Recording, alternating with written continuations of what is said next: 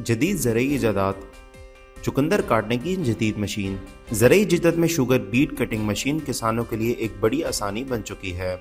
ये मशीन चुकंदर को तेज़ी से काटती है और उन्हें छोटे टुकड़ों में बदल देती है, जिससे ये जानवरों के लिए मज़ेदार और आसानी से खाया जाने वाला चारा बन जाता है।